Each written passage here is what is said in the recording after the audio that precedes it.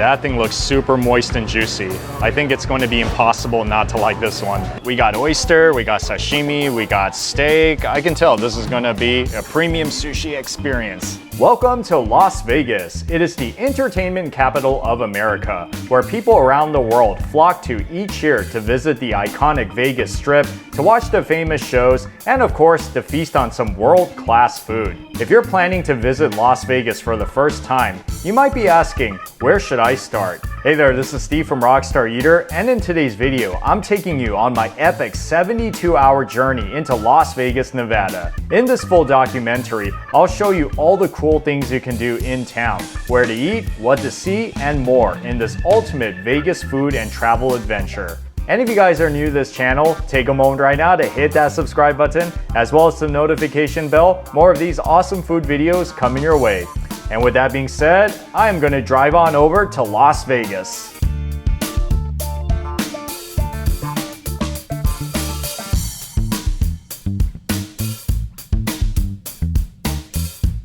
The weather is so nice. I came on a good week. I can definitely be thankful for that. Anyways, I'm going to be starting it off with this very special food spot behind me called Chungdam Food Hall. This is the first Asian food hall to have been established in Las Vegas, and apparently the highest rated food hall on Yelp. So that's why I'm very excited to check out this place. It looks like there are about 7 different eateries in this food hall. Not the biggest food hall you're gonna find in Las Vegas or in the world, but I heard it packs a major punch because each of these eateries has gotten such amazing reviews on Yelp and Google. That's actually quite an amazing feat for a food hall.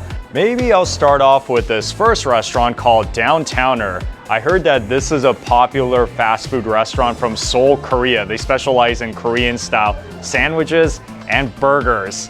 That's something I don't really think I've had before in a food hall. So yes, let's explore. Just like with a lot of food halls, you see the menu right at the cash register. These are the famous sandwiches that I was talking about. Yep. And I heard number 1 is definitely popular. Number 4 with the white truffle steak dip is very popular. I think I'm already sold on that one. But then again, there are these other choices too, like prime beef bulgogi steak, crispy chicken sandwich, and yeah, so it looks like they have about 8 sandwiches total. They even got burgers here as well. Number 10, which is the smoked prime barbecue burger, as well as 11, truffle bacon blue cheese burger, and number 12, Soho umami burger are the best sellers. So you just gotta kind of take your pick. I don't know, which one should I get? They even got some wings as well. Okay, 3 flats plus 3 drums for $12.95, and those are your different flavors that you can get. This is worth mentioning too. Look at that kids menu. For $9.95, you get the burger, fries, drink. And then on this side, we got some promos. Check this out, early bird bonus. First customer of the day gets a free drink and appetizer with your purchase. Does this give you any reason to be first in line? 2 of some of their most popular items on the menu. Yep, I'm so doing it. The one to the left is the Soho Umami Burger, number 12 on the menu. So it's half pound of Angus beef patty topped with mozzarella cheese, teriyaki mushroom, crispy onion, and black garlic aioli, along with a lot of fries. And then on this side, we have the white truffle steak dip, number 4 on the menu. So in here, we got bulgogi ribeye, truffle mushroom and onion, mozzarella cheese, horseradish aioli, and served with a side of au jus and some more fries. The good thing about this food hall is that it opens every day at 11 a.m. and I think for the most part they go all the way to 11:30 p.m. so it's very flexible hours, and parking completely free. I'm always digging that.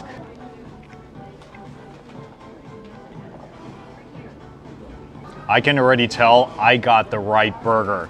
It has such a thick patty in there, and I love the taste of the mushrooms inside. So nice and caramelized. It has like that teriyaki glazed taste, you know, it's like kind of sweet, as well as the cheese that's in here too. Look, it's kind of stretchy. Look at that. Okay, well, I tried my best. Wow, and the bun is also crispy. This is seriously some of the best burgers I've had in a food hall, not just in Las Vegas. And I certainly cannot leave here without trying their famous Korean sandwiches as well, right?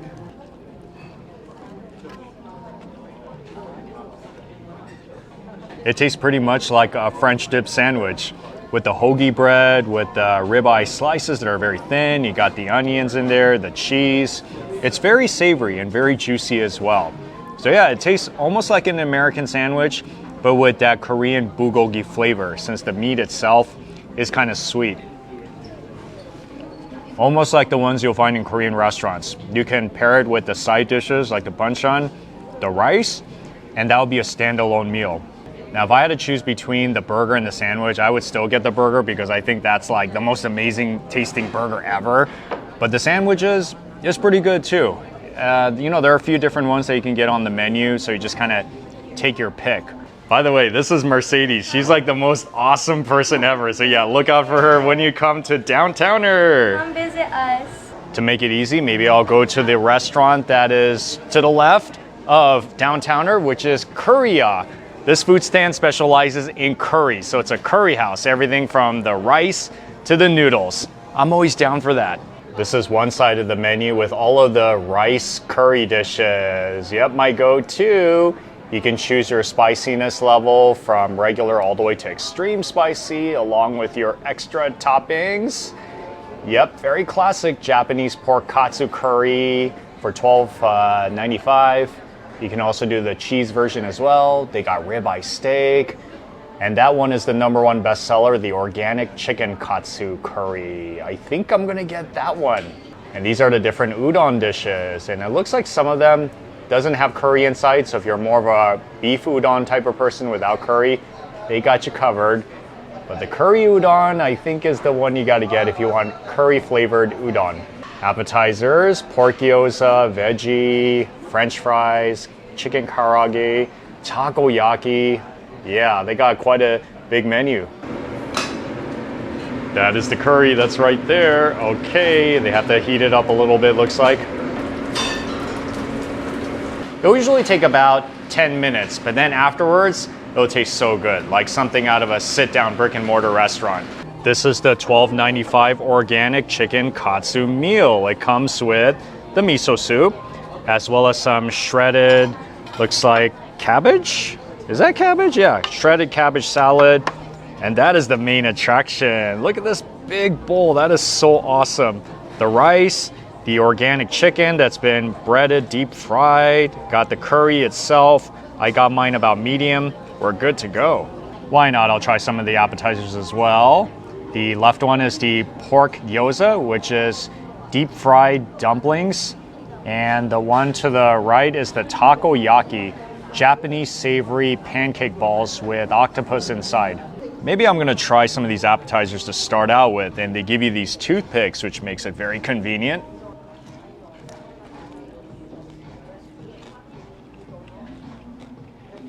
That dipping sauce is pretty amazing. It's like a little bit spicy, kind of vinegary, also a little sweet as well. It's perfect. This is like one of the best dipping sauces I've had for a fried gyoza in a restaurant. All right, it's like now I can come here just to eat the gyoza with the dipping sauce. That's so awesome. Another one of my favorites, if I don't know what appetizer to get, takoyaki.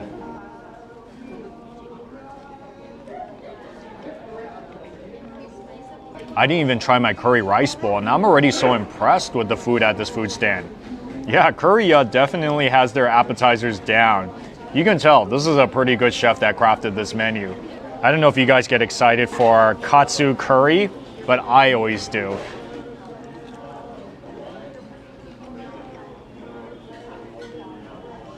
It's really as authentic and classic as it gets. Breading outside is crispy, chicken pretty tender.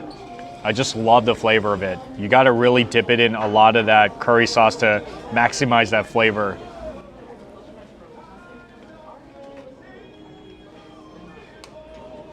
Yeah, this whole meal is about $12.95, which is not terribly expensive. It's actually a pretty decent deal for like a complete meal because you get this salad, you get the miso soup.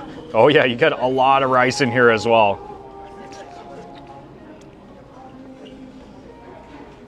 If you guys have never had Japanese curry before, it's definitely different than Thai curry or Indian curry. As you can tell, the color is darker, like dark brown. It's very creamy. This one is kind of spicy because I made it about medium, but you can get it mild if you want.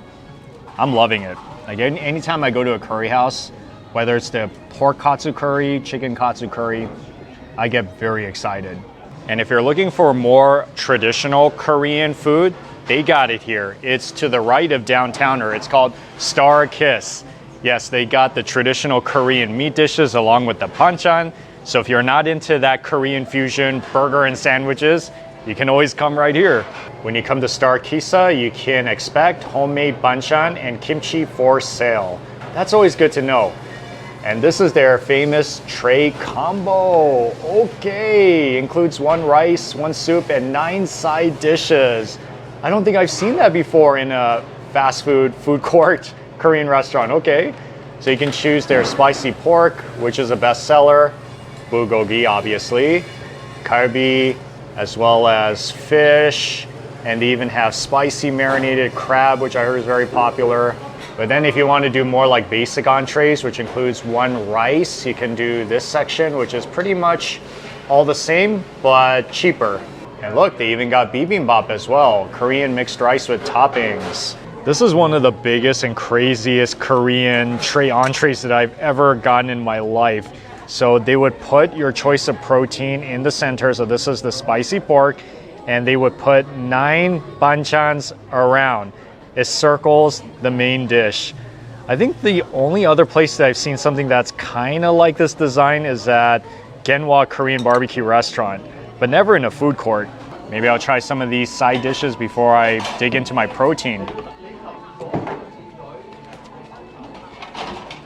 I would say for the most part, it is a classic tasting japchae. Like the glass noodles, the sesame oil flavor, you got a little bit of the assorted vegetables inside there as well. Yeah, not the best one I've ever had, but like I said, it's fairly close. And then some of this fish cake, yes. Just like a lot of the banchans I've had back in LA too. And you cannot forget about the kimchi too, right? This is the gakdugi, radish. That is like crunchy perfection. These side dishes taste pretty legit. It's just like the side dishes that I've had back home in Koreatown, LA. But a lot of the restaurants back in K-Town, LA, they don't give you this many banchan selections. If you're lucky, you probably get about like 6 at the table. Now I'm gonna try my spicy pork.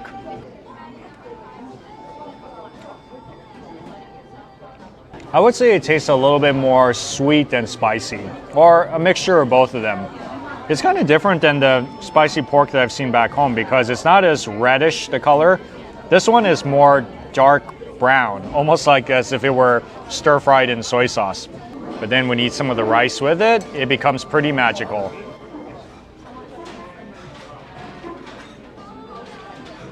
Yeah, you just have to have your rice along with your meats, especially if it's very saucy meats, because it really completes the whole comfort, feel-good experience, like eating at home. This is so cool. I really wish more Korean restaurants can serve entrees that look just like this, like with your choice of meat, plus all the side dishes and rice. Yeah, somebody in Koreatown, LA, please do this. And I also ordered the spicy raw marinated crab. And I think this is the first time I am trying this dish in Las Vegas. This one, your hands are gonna get messy, which is why I'm so thankful that they give you some gloves.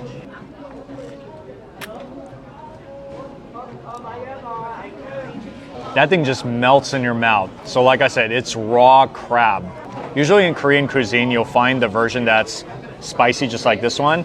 And then there's also another one that's marinated in like a soy sauce flavor. I'm personally more into the soy sauce flavor, but every now and then I do like the spicy one as well. This is like pretty legit Korean food they have here at Chungdam. I can tell Korean food is definitely a long ways better than it was 20 years ago in Las Vegas. There's this other restaurant here called Namsan Tonkotsu. This is the spot you gotta come to if you want a katsu of a different kind. Korea is more Japanese style. This one, from what it looks like, is definitely more Korean style. That's the katsu menu. You can get original king pork, which is what I'm gonna get since I've already had the chicken one at the other spot. You can also do it spicy. You can do original chicken. You can do melting cheese. And it also looks like they have some of this tteokbokki, like the regular one, the namsan, as well as the rose tteokbokki, which I think I'm gonna get because that looks so good. And even bulgogi tteokbokki, jajang tteokbokki. Oh wow, I never had that before. From this, I can definitely tell it's Korean. You see they got the sundae, one of the appetizers. They got Korean rice balls, and they have dumplings, Korean pancakes. So take your pick. Here it is. This is the original king pork. Look at what a big portion you get for $14.95. And it comes with soup as well. That is so awesome. So yeah, this is the pork katsu with the Korean gravy that's over it. So this is not curry. This is a Korean style gravy. And it comes with some of the veggies with the dressing, as well as 2 scoops of rice, even some of these pickles right here.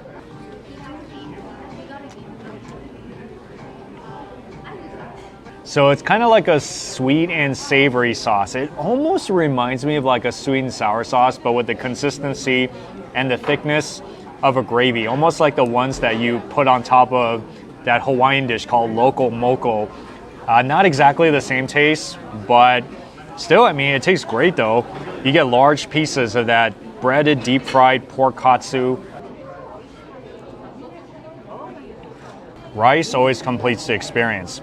Doesn't matter if it's in a Korean style katsu place, in a Japanese style katsu place, or even in a Hawaiian style katsu place. Once you have the katsu with the gravy and the rice, it's like comfort food that you can always enjoy for any occasion. This is the mini kimbap, and I don't think I've seen it presented like this before. Look how small they look. There are about 8 pieces in here. Seaweed wrapped over rice with egg inside, as well as assorted pickled vegetables. Tastes just like a kimbap that a Korean mom would make. Me personally, I'm not the biggest fan of kimbap because I more prefer to eat like sushi with the fish inside. But every once in a while, you know, if I see it as a snack, I won't reject it. I'll still eat it. I would say that this dish is really good for sharing, especially if you have a few people around the table. Maybe each of you can get 2, and then you can get your very big tonkatsu.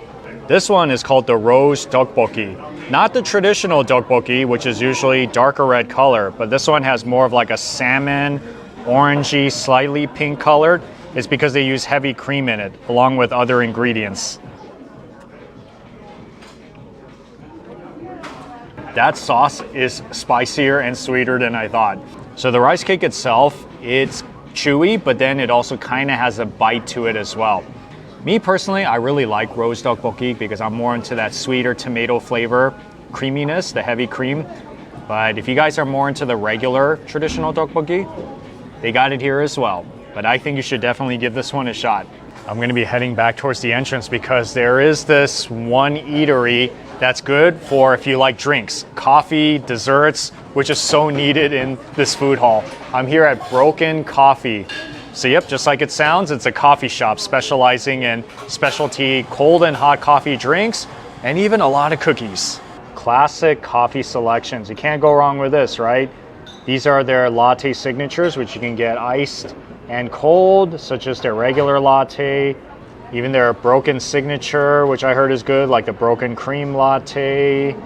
And drink specials, you see that? Honey yuzu refresher. Handmade cookies too. Yep, you got the matcha, strawberry jam, cookies and cream, lotus Nutella. Wow, ube too, as well as s'mores. Since they have so many drinks on the menu, I decided to try 2 of them. Yes, the one to the left is their best seller, which is the broken cream latte.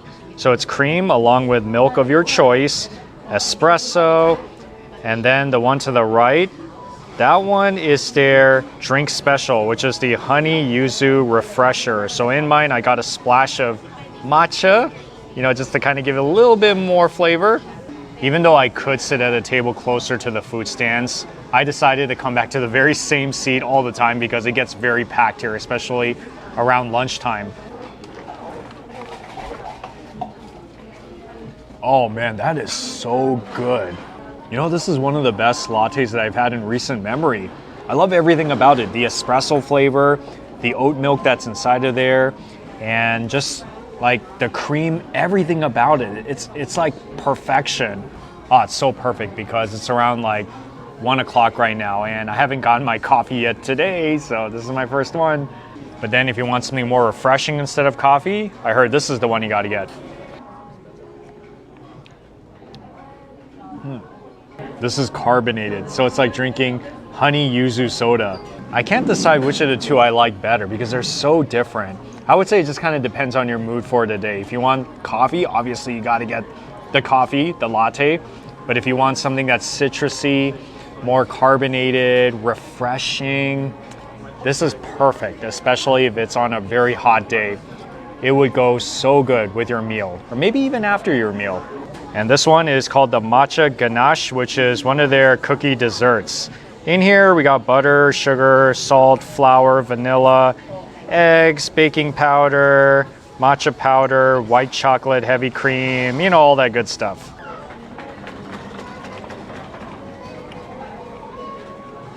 Wow, that thing is super thick and super moist. I'm loving it. So for sure, you gotta get your coffee, you gotta get your umami burger, you gotta get your curry bowl as well.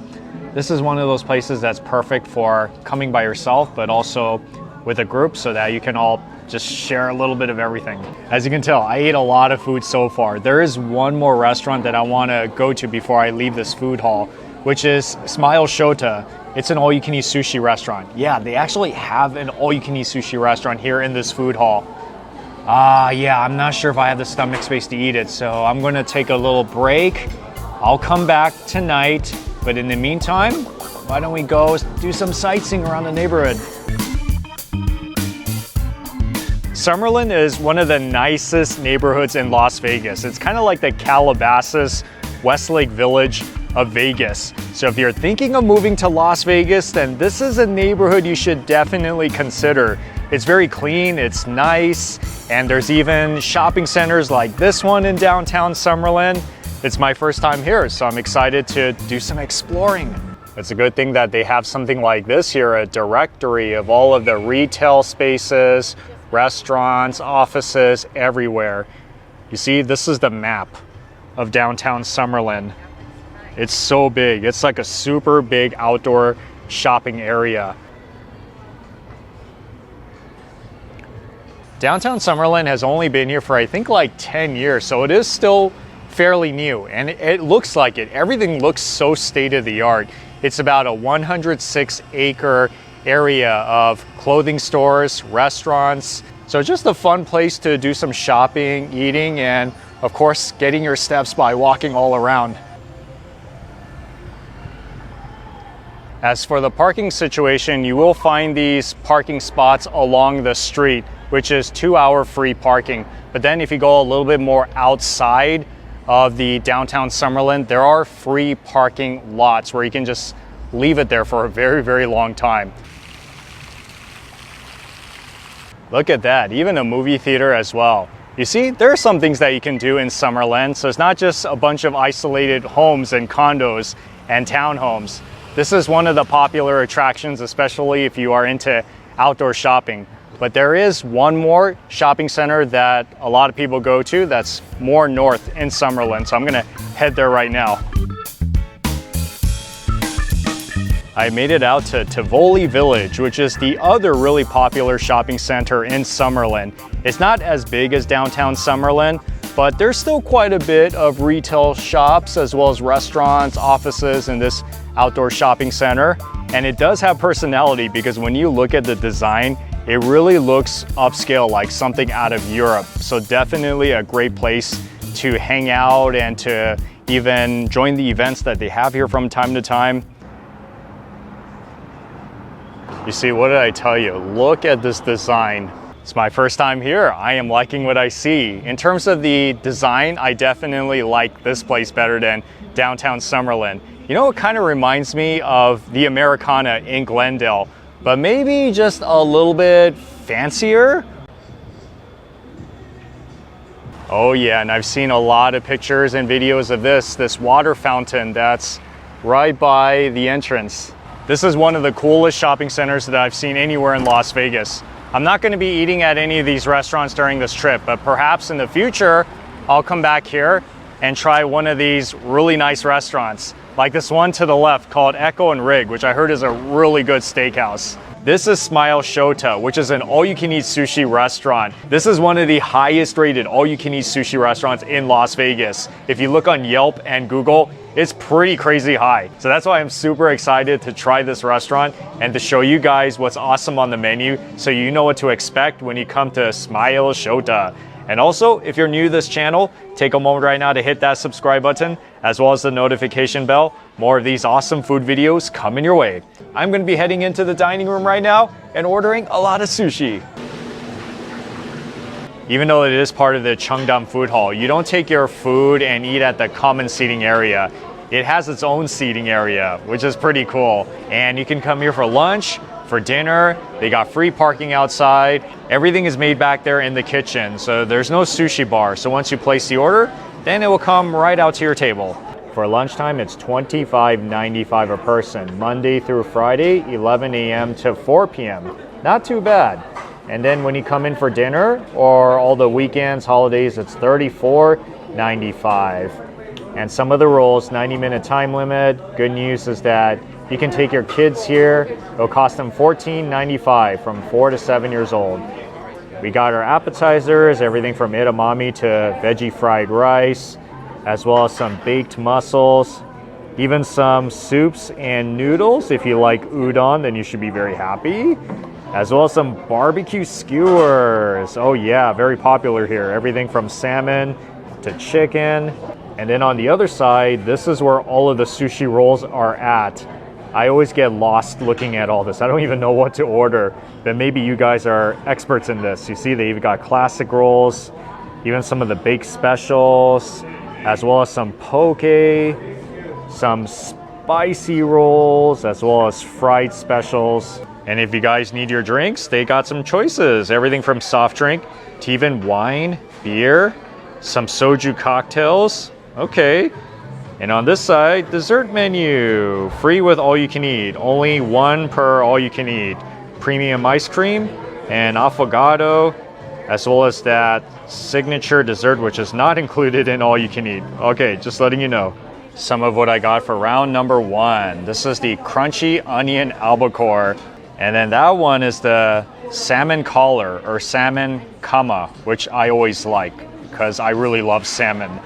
And down here is the assorted sashimi. We got salmon eggs to the right, as well as sashimi salmon, tuna, white tuna, which is kind of squeezed in between there, and yellowtail, as well as some of the fresh oysters with that onion on top and tomatoes. And that right there is the sweet shrimp. You see, we got the shrimp tail as well as the fried head. Anytime I go to an all-you-can-eat sushi restaurant, the thing that I really look for are the premium items. So usually I would start with that round number one. And usually those are the things that are oftentimes limited to one per customer. So like I said, better than nothing, because I've been to some cheaper all-you-can-eat sushi restaurants where all they give you is just really cheap, low-grade sushi pieces for a really cheap price. But pay a little bit more and go a little more premium. It's really worth it.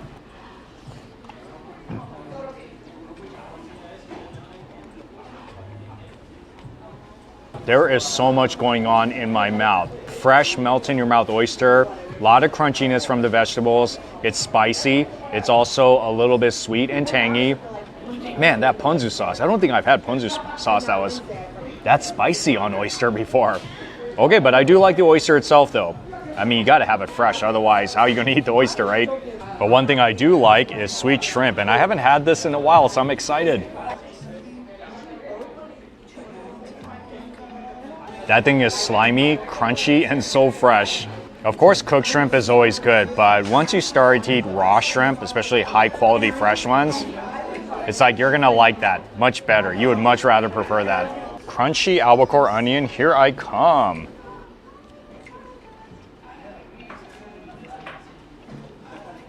Yeah, that one has pretty good flavor. Of course, it's not on the same level as what I've had in some of the finer sushi restaurants out there, especially in LA. but still it has like a very nice, pleasant taste. If you add crunchy onions on top, ponzu sauce, it will always make it like 10 times better.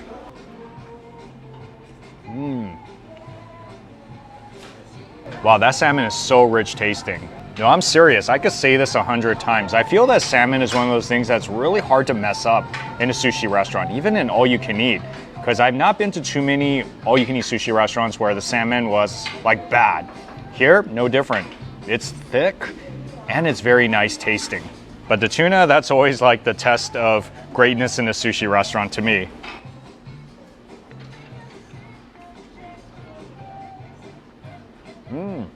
I love the fact that these sashimi slices are so thick. It's like, it takes a while to chew. Bluefin tuna is definitely better than regular tuna because the texture, I feel that it's probably a little bit more tender and it just has more flavor. So that's why when you see bluefin, or better yet, toro, fatty tuna, you get that first. So I guess I can kind of predict how the yellowtail is gonna taste like.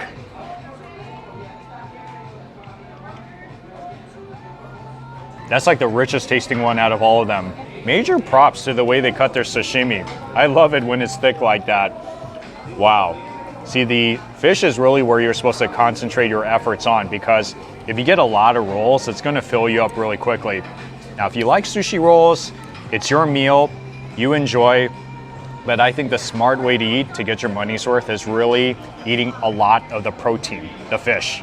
And it's always a good thing to balance your raw salmon with some cooked salmon. Oh yeah.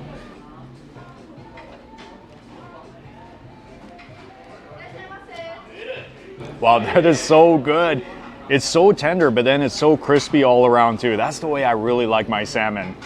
Yeah, I think it makes for a really fun eating experience if you could get some raw fish, but then you can also get something cooked like this. You have so much different like flavors and textures going on in your mouth. Yeah, this is one of the best things you can get on the menu. I can already tell. I mean, after all, salmon is healthy, so you should get it, whether it's cooked like this or whether it's raw. And this is my big assorted nigiri plate. I love it. We have the freshwater eel, salmon, octopus, yellowtail, salmon belly.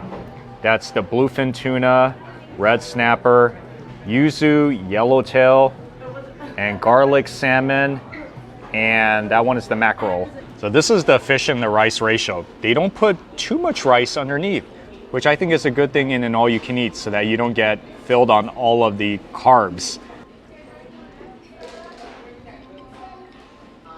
Tender eel, sweet tasting, just like what you would expect in an all-you-can-eat sushi restaurant. Me personally, I like it if it were more like toasted so that it's warm and kind of crispy around.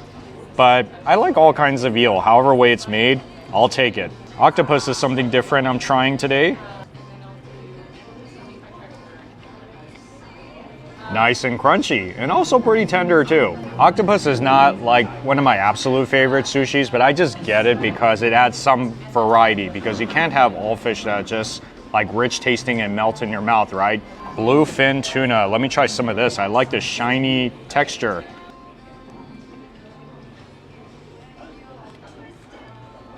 Wow, that is so good. Not as rich tasting as toro, but I had that big slice earlier in the sashimi. That's how I already knew it was gonna taste good. Red snapper, also something new. Also pretty tender. Not the most flavorful fish out of all of them, because red snapper is more about, I think, the texture of it, because it doesn't taste like salmon or like fatty tuna.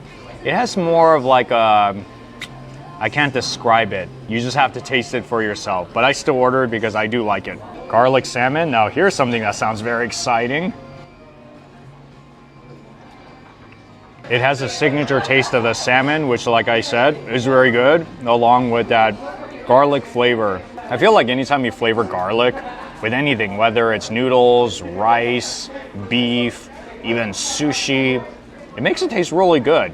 Mackerel, not one of my favorite sushis, but I still get it because it's healthy.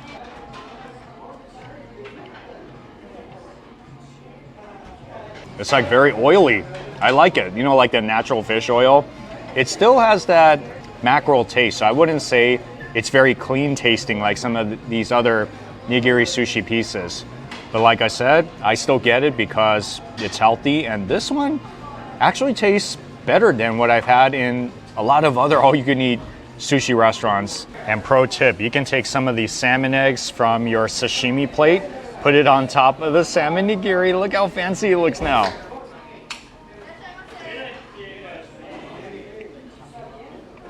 Even better tasting. Now you have the slight saltiness from the salmon eggs, along with all the liquid once it pops in your mouth. It makes it a little bit more juicier, I would say. Oh, it's so good. Oh yeah. See, that's the fun of all-you-can-eat sushi, because you can have so many ways of eating sushi here. Now moving on to round number 2. Always a favorite of mine, baked mussels. Now this place is unique because they have a baked mussel sampler that comes with 5 different flavors. Wow, that is so cool. This one is called the Chanel roll. So on top we got tuna, salmon, whitefish with creamy garlic ponzu, and inside, it's kind of hard to see, but you have spicy crab and shrimp tempura. This is something I would usually start off with all-you-can-eat sushi, but now it looks like it's in round 2.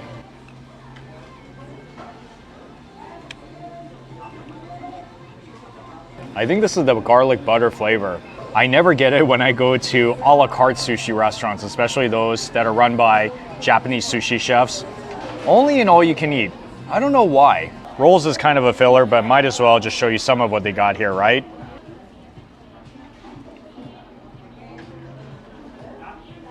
That Chanel roll is really tasty. The fish on top, as well as the crispiness of the shrimp tempura inside, the crab meat. It's like a hug in your mouth when you eat this Chanel roll. I don't think you need soy sauce since it already has like the sauce glaze on top. But hey, you can always add some soy sauce if you want. And here we got lemon salmon roll. Top is salmon, sliced lemon, ponzu. Inside is crab and avocado.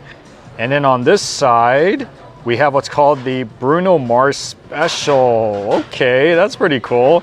On top is spicy tuna, crunch with spicy mayo and eel sauce. And inside, we got shrimp tempura and spicy crab.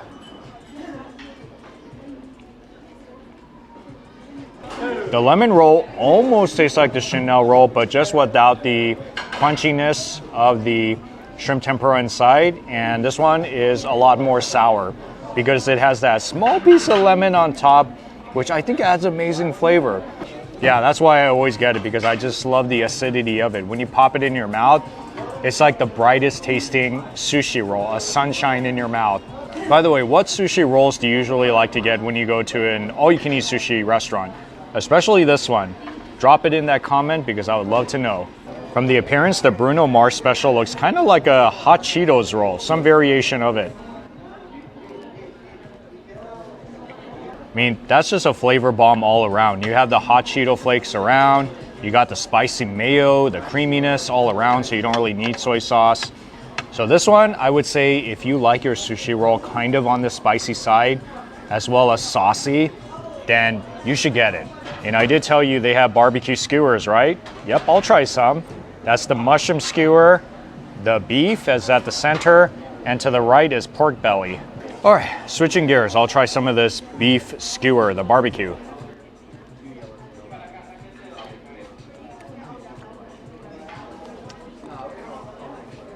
That beef has a lot of flavor. You can definitely taste the salt on top of it, but the beef itself has a lot of juice and oil that comes out of it. That always makes the beef taste really good, right? And if you guys are more of a pork type of person, they got the skewer too.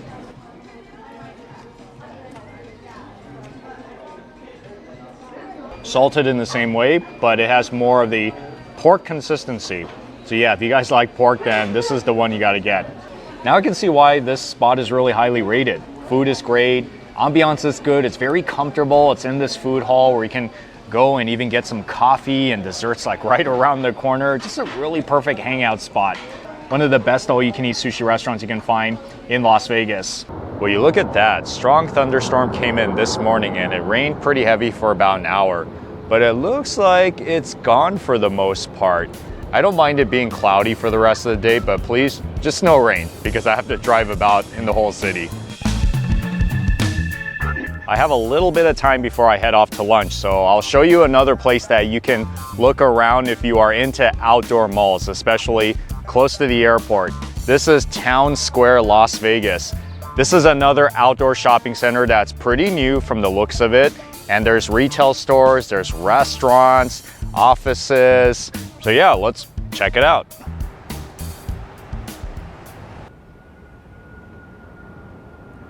It's not really as crowded now because it's only 10:30 in the morning, but from the looks of it, it's a very nice outdoor shopping center with your typical chain restaurants.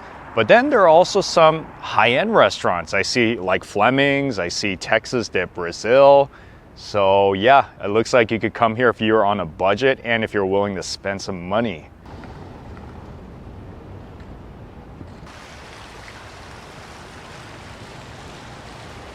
Because the town square is right next to the Harry Reid Airport, you're gonna hear airplanes flying like every minute. This is such a nice shopping center. I haven't been here before. In fact, I've not seen most of the shopping centers in Las Vegas. I didn't know that there were so many of these outdoor shopping malls that are so clean, so modern, so family friendly. It makes me want to move to Las Vegas.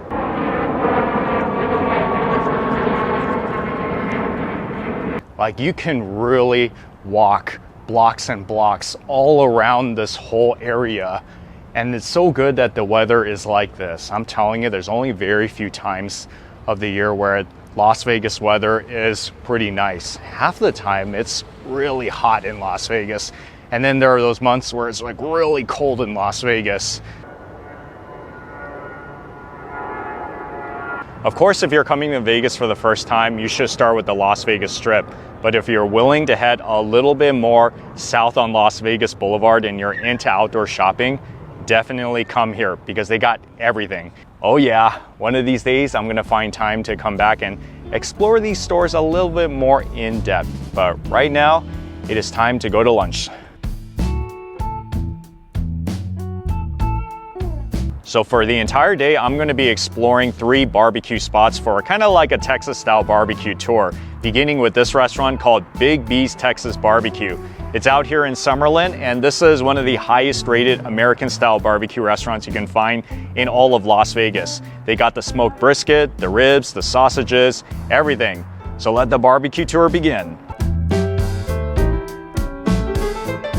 I'm loving this restaurant. It's so big, it's so laid back, and it really looks like something from Texas.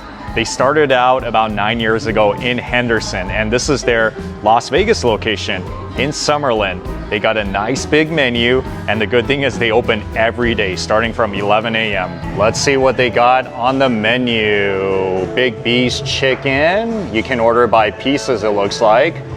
And my favorite, brisket, as well as the tri-tip, as well as some baby back ribs, smoked turkey, beef ribs. Yep, that's where all the action is at. Pulled pork. I usually do something like this, the plate. So all plates served with a choice of 2 sides. Choose any meats. For ribs, add additional $5. So you can start with number 1 for $12.99, and you can do number 3 for $24.99 if you're a big eater. Look, even burger too. Colossal baked potato, which I heard is a big thing in Las Vegas. It's so loaded. Pork belly burger, as well as the brisket burger, even some chicken wings. I just want to order everything. They use mesquite wood that comes directly from Texas. You can even see it by some of the tables in the back. Yeah, this is what they throw into the smoker to give it that amazing authentic flavor. Oh, look at that. Woo! I see the tri-tip, I see the brisket inside. Some of this meat has been cooking in here overnight for over 12 hours, and that's a good thing because a lot of customers come here and the worst thing you want to do is run out of the food. But then it's also great because the longer you smoke it, the more tender, better tasting it's going to be. That's the way to do it. That, my friends, is the brisket. Yep, he's cutting it in half. Let's see the unveiling. Oh, there it is.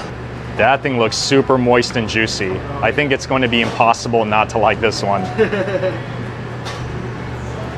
Big fat piece of smoked turkey. Yep, I'm gonna try that. I heard it's very popular at this restaurant.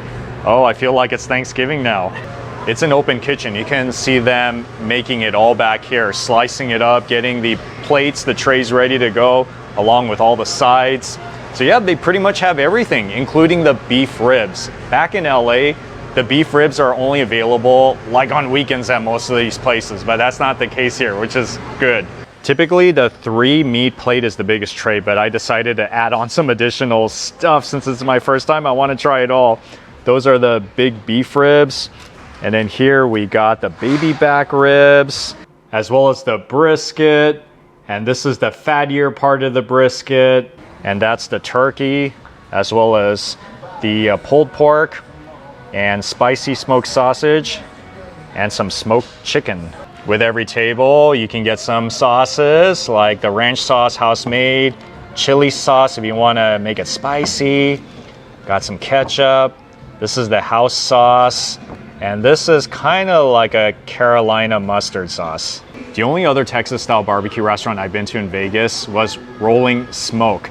That's an honorary mention. I'm not going to be going there today because I've already been there 2 times, but that is definitely a good spot. And this is going to be the 2nd time that I'm trying Texas style barbecue in Las Vegas. How exciting. Maybe I'll start with trying everybody's favorite, which is the brisket.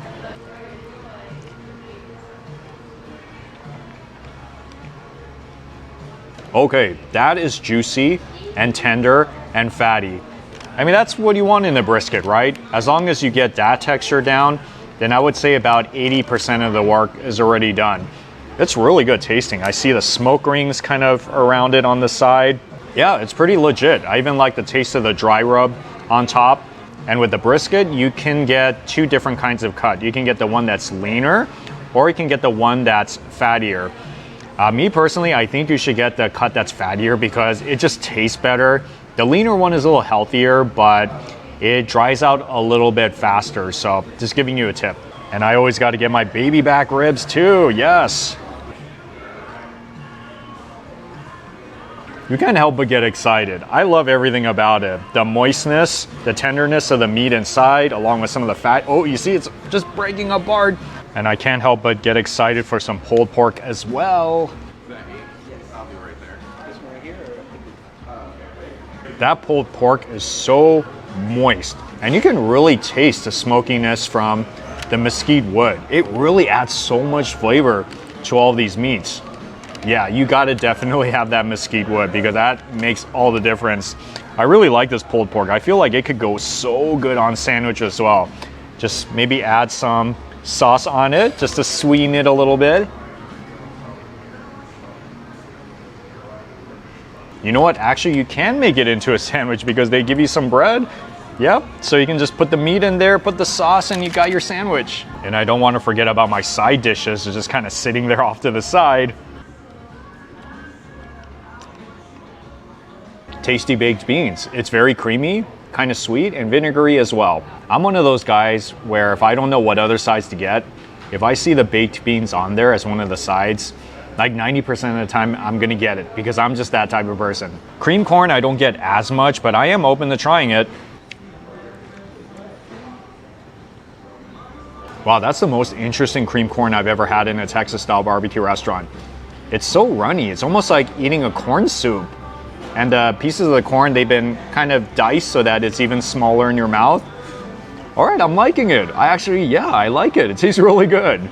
Smoked turkey, not the top 3 things I get in a Texas style barbecue. That thing is super moist. All right, so if you guys are into turkey, you should definitely get it here. Like I said, not my top 3 things I would get in a Texas barbecue, but I am open to trying it if it's one of their highlight items. And apparently it is at this restaurant. Big beef ribs. Yep, this is definitely the main attraction.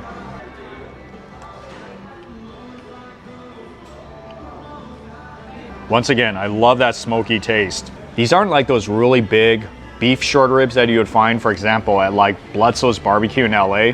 They're more like really big pork ribs if you look at it. Still very crispy crust. It's very smoky as well. They taste like those type of beef ribs that you would eat if you were doing like a backyard barbecue at your family or friend's place. But still, it has good flavor. Green beans is also something I don't usually get as a side, but it is popular here. Now I can see why. It's really good. It's been cooked to perfection. You can taste the oily surface on it and it has nice crunch to it. Probably the healthiest thing on my platter. And I also have the chicken. I don't want to forget about you. It tastes like a very classic American style barbecue chicken. No complaints about this. You got the nice dry rub on top. It's smoky. Meat is moist. Chicken is not one of the top 3 things that I get when I go to a Texas barbecue restaurant because I'm really more about the beef. But if you guys are thinking of getting the chicken, it's good. It's safe. Like I said, it has a really good taste. It's very much like the way it's supposed to taste when you come to these American barbecue restaurants. Like the brisket, definitely get. Turkey, get. The baby back ribs, yep, definitely get. Side dishes, it's completely up to you, but I really think you should try the baked beans and the string beans and the corn. I mean, that is like, yeah, that's pretty awesome. This restaurant is not as close as I thought it was, but thankfully I had the gas to get here. Anyways, I am at the second restaurant, which is Wild Fig. This is Yelp and Google's highest rated Texas/American barbecue restaurant in Las Vegas, like really in the north part of Summerlin, which I have never been to before. And I heard this is really the place you gotta be, especially if you're in this area, so I'm super excited to check it out. To give you a little background, they've been around for about 6 years. They call themselves Las Vegas Barbecue Done Right. And based on the online reviews and the customers sitting around, I believe it. Let's see what's on the menu. They got the brisket, obviously, pulled pork, pastrami. Oh, okay, that's pretty awesome. St. Louis ribs, yeah, even giant beef rib. And then everybody likes this, right? The combo plate. So it comes with corn muffin, sauce, homemade pickles, so you can do like 1 meat for $18, 3 meats, 2 sides for $36. And then those are the sides, everything from green chili, steak fries, muffins. And they also do these party packs, which I think is very popular here. Look at that. You can do like a barbecue bash to feed 20 to 30 people for $275. In the parking lot, we got the smokers on site. This is one of 2 smokers. So this one, I believe they're cooking the pork butt as well as the big beef ribs. And there it is. So this is post oak wood, all from Central Texas. That is legit. Let's see what's in here. That is the brisket. Yep, it looks like it. And then up here we got the burnt ends, and that's how it looks like before it is chopped up.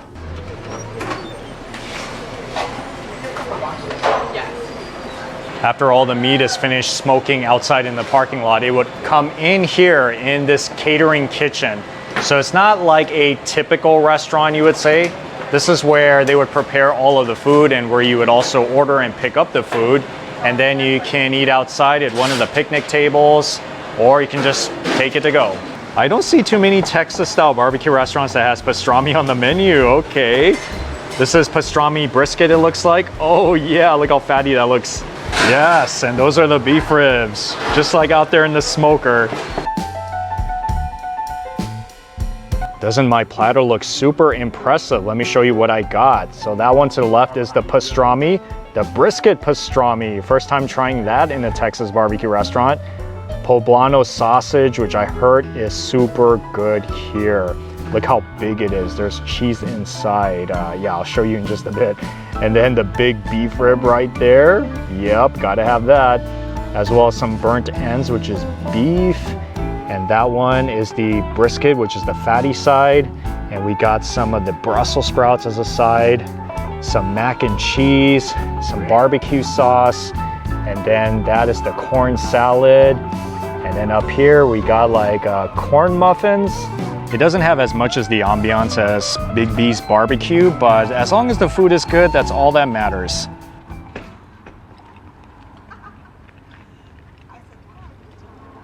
That pastrami would be so good as a sandwich. Oh, it's so tender, so fatty, it just melts in your mouth. So pastrami can be made with different cuts of beef. If you go to a lot of Jewish delis, they use the navel part. And if you go to a lot of barbecue restaurants, they would use the brisket. I mean, obviously, right? So now I have an idea of what the brisket's gonna taste like. I can already tell the food here is really good. That brisket is so perfect. Just the tenderness of it, the fattiness of it, has a lot of flavor. I like how it's smoky. The dry rub is really delicious. You know, kind of like that salty, peppery, delicious. Oh yeah, that's like the definition of Texas barbecue. So far, it definitely is barbecue done right. And this is my first time today trying some burnt ends. It tastes like big chunks of beef brisket with sweet barbecue glaze over it. I think that's the first time I've had burnt ends made that way before. It's super good. Anytime you put sauce over any meats, it's gonna make it taste really good. I mean, it's not to say that this stuff needs sauce to begin with, because the dry rub, the consistency is so good. But the sauce is pretty good too. And I heard so many good things about the Brussels sprouts. I'm a very big Brussels sprout fan. They're so big. It has a perfect crunchiness, and the glaze over it kind of has like a sweet balsamic vinegar type of flavor.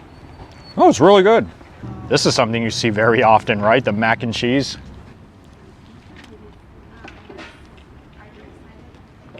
This is one of the most unique tasting mac and cheeses that I've had in an American barbecue restaurant, because rarely do I have it where it has these hot Cheetos flakes on it. So it definitely has personality. Beef ribs, here I come. I always save the best for last. You see? Look how big that thing is. Yes. This is like top level American barbecue. I can probably say this is like the Moose Craft barbecue of Las Vegas. So far, everything that I've had, including the beef ribs, so good. Yeah, these are my kind of beef ribs. No pun intended for Big B's Texas barbecue, but I like the beef ribs where it's big like this and it falls right off the bone. You can taste the tenderness of the meat as well as some of the fat in there as well. Now, this is the definition of manly barbecue. Oh yeah. And the good news is that they have the beef ribs pretty much on every business day. I don't want to totally forget about the sauce. Let me try it with some of that orange habanero.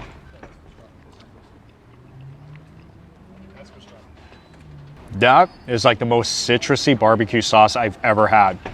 It tastes just like orange juice in there. And it's a little spicy too. Oh, it totally works with the meat, because now you have meat that's salty, savory, and citrusy sweet. Wow, what a combination. Yeah, they definitely got their flavors down with this place. Yes, and I always get so excited whenever I see cornbread or corn muffins that look like this.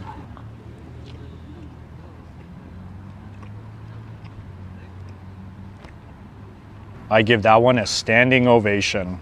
Oh, it's so moist, and I love the sweet honey taste inside, along with the butter glaze on top. This is the definition of feel-good food. When you bite into that thing, it's like a nice big hug in your mouth. And I heard a lot of good things about this sausage. I feel that's as good as smoked sausages can get in a Texas barbecue. It's big, it's juicy. Inside we got some cheddar cheese as well. Yeah, just as good as the ones that I've had in Texas. And this is one of the things they're most known for. So if you love sausages, you should get it here. Even if you're kind of like on the fence about it, you should try it, because like everybody gets this here from what I heard. So yeah, make the trip all the way up here. I know it's really far from the strip and from the airport and everything, but I think it's worth it, especially if you love this Texas American style barbecue. I think this is as good as it's gonna get in Las Vegas. I think this is the most north I've ever been to in Vegas. But then again, if it's for good food, I'll make the travel. Anyways, I made it out here to John Mull's Meats, which is a butcher shop that has this restaurant right next door called Roadkill Grill. This is the OG spot for barbecue in Las Vegas. So I'm gonna check it out. You see this line behind me? This is where you place the order for Roadkill Grill, which opens at 11 a.m. But then to my left side, this is the butcher section, and I heard that it goes all the way back to 1943. Yeah, that's when they started to actually butcher the animals on the spot. So they got a lot of the beef, they got the chicken, they even have game meat in there as well. All the craziest types of meats at this butcher shop. According to the menu, you can do combos, everything from brisket all the way to beef tri-tip. And tri-tip is only on Tuesdays and Thursdays. So the combos comes with 2 sides. So the 2 meat one is $24.99, 3 meat combo $28.99. Or perhaps you can do one of the sandwiches. See, brisket, hot link, tri-tip. But then if you want to focus on one of these dinners, you can do this. So all dinners include 2 sides and choice of bread. So you could do like the beef rib dinner for $39.99. And you can do brisket dinner. They even got meatloaf, and yeah, looks great. Before I order some of that food, I do want to show you something pretty cool that happens behind the butcher shop. You see all the smokers behind me? Yeah, this is where they smoke all of the meats, and they even cut up a lot of it here too, or maybe most of it. And then after, it would go all out to the front at the Roadkill Grill, and it's ready to serve. That is the beef ribs. Look how big that is. Brontosaurus rib, baby. Brontosaurus ribs. Wow, it's so juicy. Look at that. It's like falling off the bone. All right, I'm gonna try one of them. It's like tender, full of flavor, full of a lot of juice inside. Yeah, that is definitely the juiciest beef rib I've had today. This is my 3 meat combo, baby back ribs, as well as the beef rib tip. Tri-tip is underneath there. As you can see, they really just pile on the meats for this one. And then that's the side, one of them, which is mac and cheese and some baked beans. The butcher shop opens in the morning time, but Roadkill Grill opens at 11 and closes at 6 p.m. So just letting you know to come within the business hours. And based on what I'm seeing here, this isn't exactly Texas barbecue. I think it's more kind of like general all-around American barbecue. But still, it's popular, so I'll try it.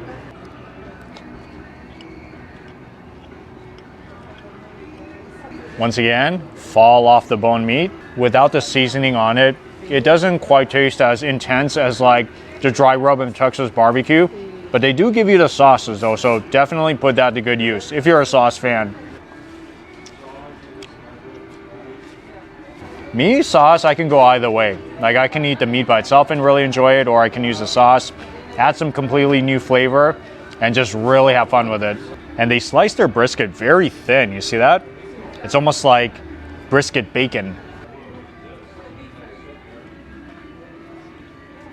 They inject this brisket in the back when they're preparing it so that it has some additional flavors that's actually inside of the meat. Kind of like what they do with pastrami. But it doesn't have the pastrami flavor though. It has a very, I cannot quite describe it, but there is some kind of a flavoring inside of the actual meat. So it's not just on the top. This mac and cheese actually looks the most appetizing out of all the ones I've had today. Not just the most appetizing, but the best mac and cheese I've had today so far. So this is the mac and cheese that you would find in a lot of soul food restaurants. Maybe that's the best way to describe this type of barbecue meal, is that it's more like barbecue in a soul food like way. Very home style. Those beans melt in your mouth. They're sweet, it's creamy. There's even some small pieces of veggies and ground meat inside. Yeah, I would recommend get the plate because you want to try some of the sides with the meat, so that's more like a really well-rounded, very feel-good barbecue experience. But then there's also the rib tip. Look at that.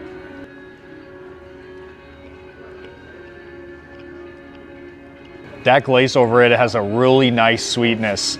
I usually don't get rib tips when I go to a barbecue restaurant, but it is popular here, so of course I'm gonna give it a try. And it's pretty good. And for sure, I'm gonna get some of my cornbread, my favorite.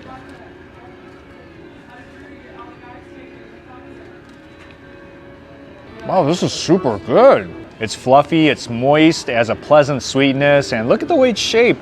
It's like a disc. Have you ever seen a cornbread that looked like this before? Oh, that's so cool. Oh, it tastes great. Yeah, I really like cornbread, so that's why I'm always so excited when I see it on the menu. Last one that I'm gonna eat. This is the beef rib. Yep, I have to eat this one before I go. You see, that's the whole piece of the rib. It's super big. And these are some additional slices of the rib as well, all smothered, bathed in that barbecue sauce that's house made. This is the craziest piece of meat I've ever seen. For sure, you're gonna get your hands and your mouth very messy.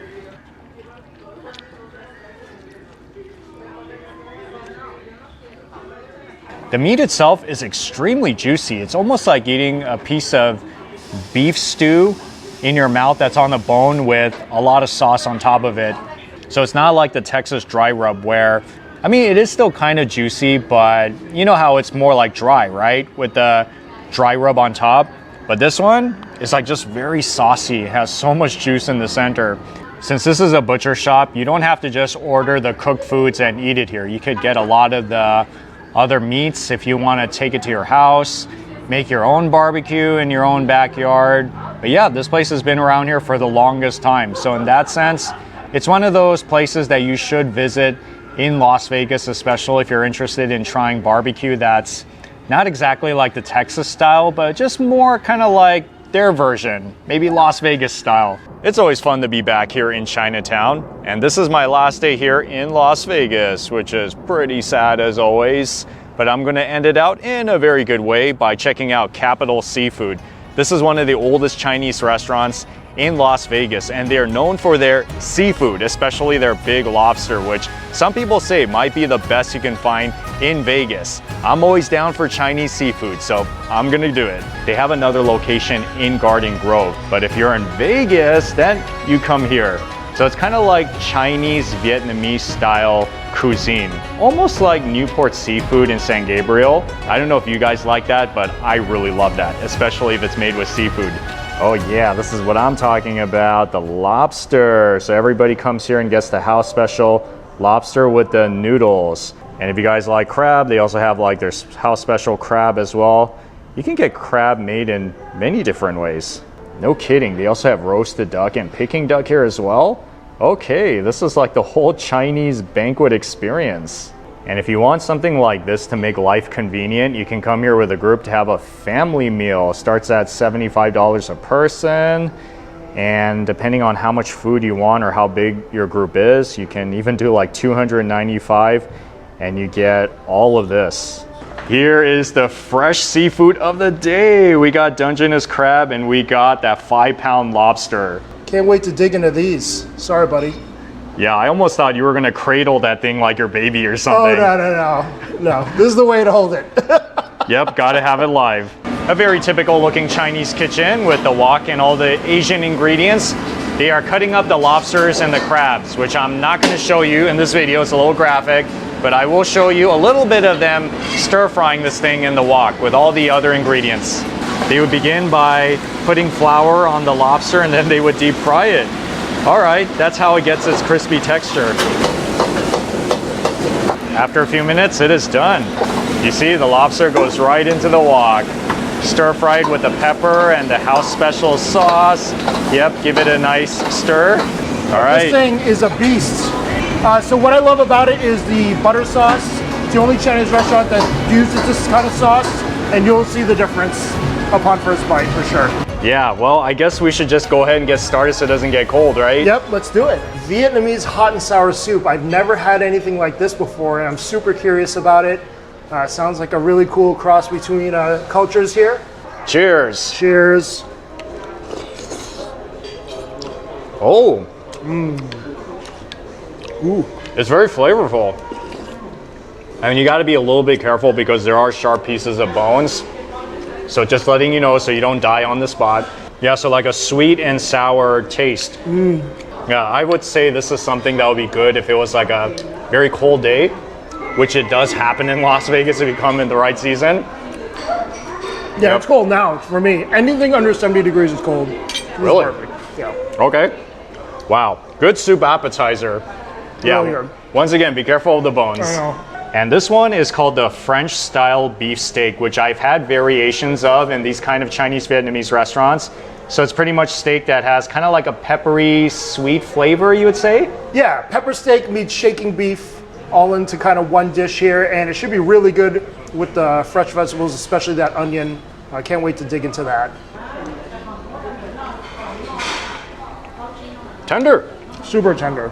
Almost like eating a little mini beef salad right there. Yeah, that's a good description.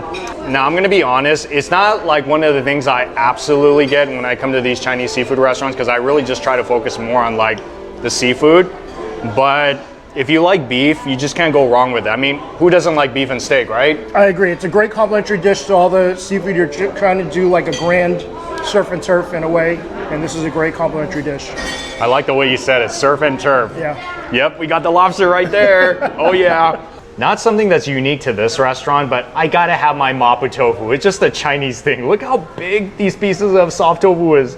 I think this is the biggest chunks of tofu I've seen in mapo tofu. Have you seen anything like this before? No, not at all. They're definitely not messing around here, but classic Chinese comfort food dish. Glad you ordered it. Can't wait to dig into that. All right, so with this, we just eat it with our spoon, or would you use chopsticks?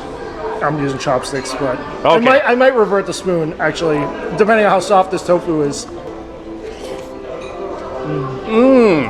Oh, nice. That's Wow. different. Okay, I'm comforted. I'm officially comforted. Yeah. Way more savory instead of spicy, Very savory. right? Now I'm almost forgetting about the seafood on the table. No, I'm serious. I feel like if I just had this with rice, I'd be completely happy. Yeah. Agreed. See, I'm just gonna sit here and just finish this whole thing off. No more room for the lobsters. Sounds like a future video. You could do best mapo tofu. That's right, let's do a mapo tofu eating challenge. I love it. So Phil, which one is this one? That is a sauteed ong choy, which is a baby bok choy. Really good and complements all the dishes that we got going on here. You must really like it. You got a whole bunch of it. Yeah, I want to try like the whole garden. The whole garden? Yeah. Okay. Like Chinese comfort veggies, stir-fried. Totally. A little bit lighter in seasoning and saute than a lot of spots. Yeah, this actually reminds me a lot of the type of veggies that I've had when I've gone to Chinese/Vietnamese seafood restaurants. I always feel it's good because it's something that's different from the seafood. But like I said, you have to have your vegetables, right? Absolutely. It wouldn't be a complete meal without some veggies. And this is a great choice. And this one is fish, right? Yes, house special fish fillet cooked in their signature butter sauce. So this is another dish you can only get here at Capital Seafood. And I'm excited to try this one out too. Never seen this one. I almost forgot about my tea as well. Gotta have it. Okay, good for cheers. digestion. Nice little break. It tastes very much like the tea you would find in dim sum restaurants. Yeah, I guess it's a jasmine tea. Ah, Yeah, really good. okay. Now this one is something that I've had a variation, but I don't think with this specific sauce though.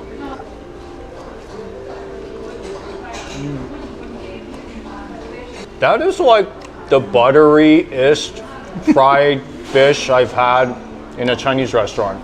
Fish is super tender, yet the exterior is still nice and crispy. Very pleasing. I was like, that almost looks like orange chicken. Yeah, I was worried about that. It doesn't taste like orange chicken though. It has like a kind of like a buttery and slightly peppery taste, you would say? Yeah, totally agree. Definitely would order this again. But yeah, the butteriness really is the first thing that hits you, and then all the other flavors that come with it. So good with rice as well. It's like anything is good with rice here. True, the water is excellent. We're getting to the main attractions now. This is the crab. What kind of This is seasoning? the salt and pepper ginger scallion Dungeness crab. Wow. So what I love about Dungeness crab is that super sweet meat, especially in the legs. And yeah, this one should be amazing. It was fresh not too long ago. See, right there. Yeah. Woo! All right. Okay.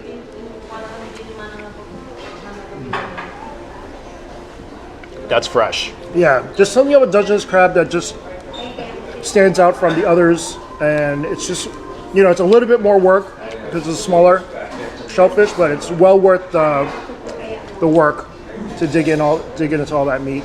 I just don't like breaking them, but it does taste good. I do recommend it. So this crab dish, as of today, it's $30 a pound. It's 2 pounds, so it's about 60 bucks.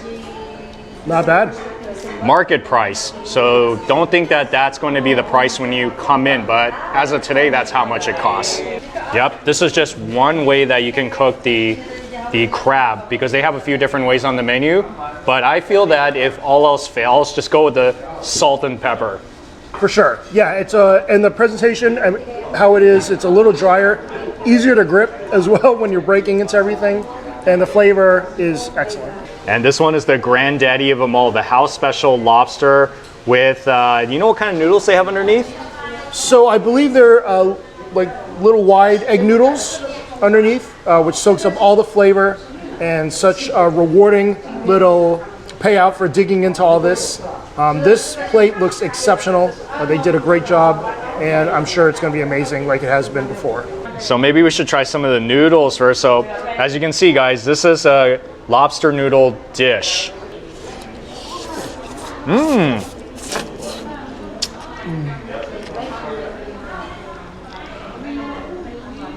Wow, those noodles are good. Yeah. Oh man. So pleasing. Almost tastes like fresh noodles. Perfectly cooked. Exactly, like when they make it fresh in the restaurant. Yeah. It has a very nice chewiness to it. Okay, but we still got the lobster that's on it. Yes.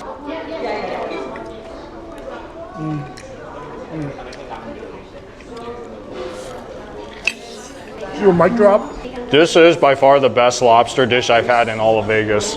No pun intended for those American seafood restaurants that just dip it in butter, but it just cannot compare to Chinese lobsters.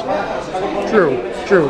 Yeah, I mean, and there's so many ways to cook this one, but yeah, the signature butter sauce, can't go wrong with this. Yeah, this is truly like one of the most phenomenal seafood dishes I've had anywhere in Las Vegas. I love it. I mean, how could it not be? It's a 5-pounder. You got all the noodles, and it's like you just want to have your own feast with this whole thing, right? The freshness is off the chain with this. I mean, every single bite is just marvelous.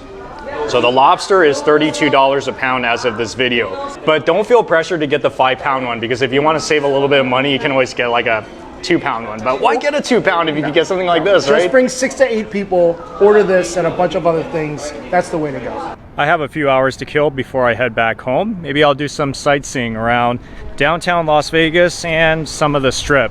I heard a rumor that Las Vegas has been kind of dying during the past year, so I'm gonna check it out for myself, because this is a question that I've been wanting to get answered. Maybe it will also help you guys if you are also wondering the same thing.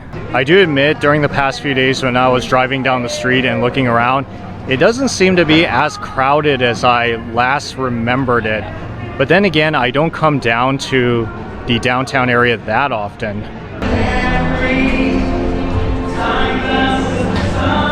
On the main part of Fremont Street, you still do see some action. So this is kind of like the way I remembered it even a few years ago. I mean, there's always people walking around here, even during the daytime. I mean, where else are they going to go around downtown Las Vegas, right?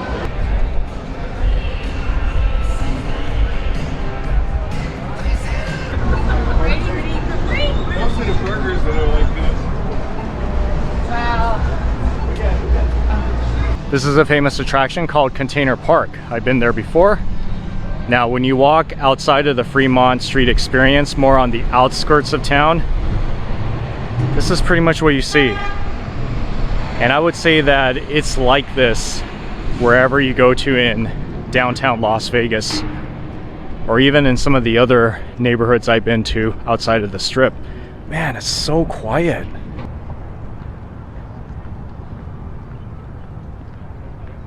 Now, I do have to keep in mind that this is only one part of Las Vegas. Perhaps I can drive down some of these streets to show you if there's any action going on. Yep, a lot of empty roads, and it's not even super hot today, so there's no excuse not to go out.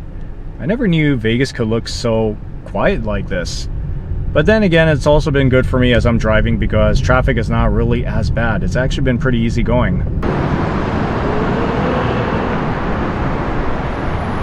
Well, that's the street traffic on Spring Mountain Boulevard, Las Vegas Boulevard. Oh wow, I think they're setting up for that race again pretty soon. I heard a lot of locals do not like it when this happens. Well, fairly empty on this side of the street. Maybe it's because it's right next to a construction site. Oh wow, that is the new guitar-shaped hotel that's being built on the former Mirage. So now I'm approaching Caesar's Palace. And so far, based on what I'm seeing, it's definitely not like COVID-19 where it was like ghost town here. But then at the same time, it's not as shoulder to shoulder as I have seen at times in Vegas in the past and even a few years ago. So this is actually kind of surprising to me. Bellagio is one of many casino hotels that you can find on the Las Vegas Strip. Now I won't be able to show you every single casino hotel on the Strip because that's just going to be like way too time consuming. But at least for this casino, it looks like it's kind of the same amount of foot traffic in here. I can't go any more south because it's blocked off for the race that's coming up. But usually this is where a lot of the tourists would watch the Bellagio fountain show. Maybe next time, but at least I can go around to the other side to see how foot traffic is like going in the north direction. Certainly looks like there's a lot more foot traffic on this side of the street. Now this side looks a little bit more normal, like what I usually see when I've come here during the past few years.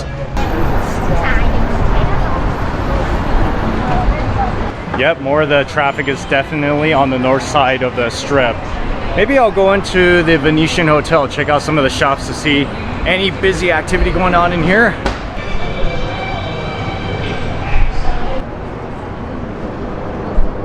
Down there is the entrance into the Venetian.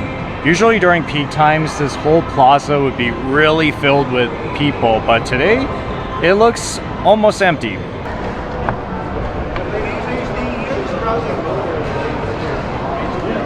I haven't been here to the Venetian in such a long time. This is definitely one of the best hotels you can stay at on the Las Vegas Strip. And one of the greatest attractions here is the Grand Canal shops, which is kind of like the Caesar's Palace Forum shops. But I think the one here at Venetian is a little bit more upscale.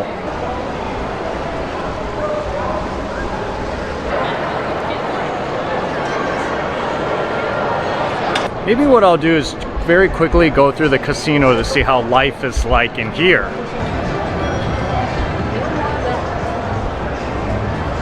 At least for this casino, looks like it's pretty crowded. There's a lot of people playing and walking around. I mean, I don't gamble, so that's why I don't go to the casino that often, unless I need a pass through to get outside.